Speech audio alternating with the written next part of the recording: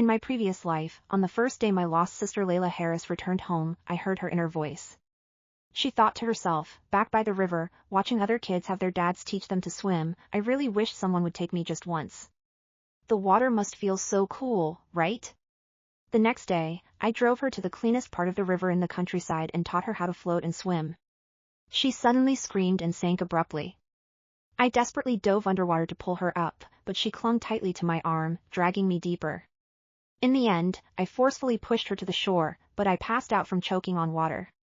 Amid the piercing sirens of the ambulance, she curled up in my mother Aurora Harris's arms, coughing violently and crying heartbreakingly. Aurora slapped me, while my father Miles Harris's eyes were filled with disappointment. He said, "She's been wandering outside for over 10 years, suffering a lot. You come back and try to drown her right away." I had so much to say but couldn't defend myself.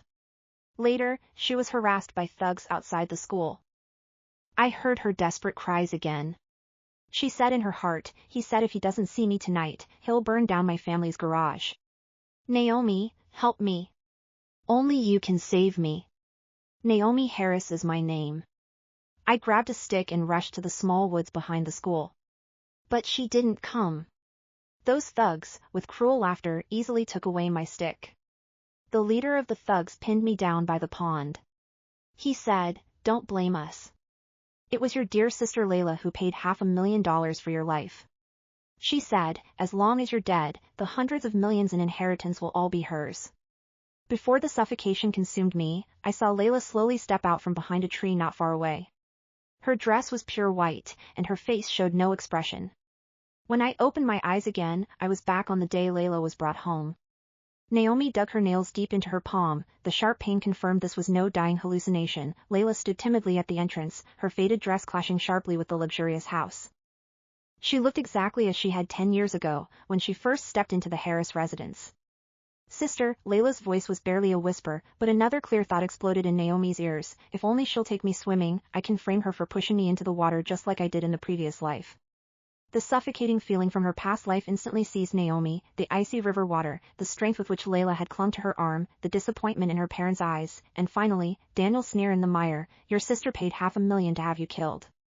She snapped back to reality, averted Layla's expectant gaze, and turned toward the refrigerator. "It's hot, have some iced water." The pool was just disinfected, it's not safe. The light in Layla's eyes dimmed. She twisted the hem of her dress unconsciously, but her thoughts remained sickly sweet. "It's okay, there are other ways." Chapter 2, False Testimony by the Lake. Naomi never expected Layla would enlist their parents as accomplices. When Miles announced the weekend picnic by the lake, she stared at Layla's hand, hidden behind her back, furtively rubbing her phone, and suddenly understood, Layla intended to convict her in a more public setting. The lake sparkled under the sun. Naomi deliberately sat in the shade 3 meters away from the shore, clutching her fitness bracelet with the recording function activated in advance.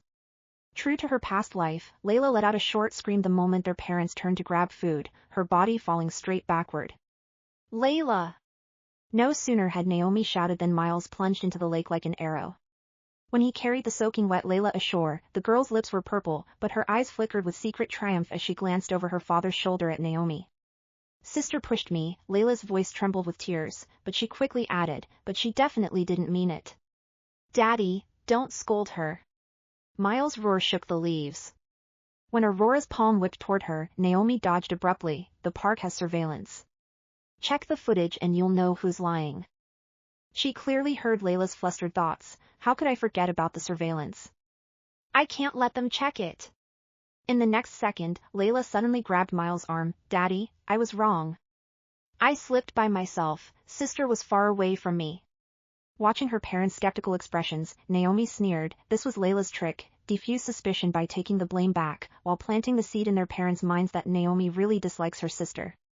She glanced down at her bracelet. The recording clearly captured Layla's thoughts before falling into the water, as well as that deliberately amplified scream.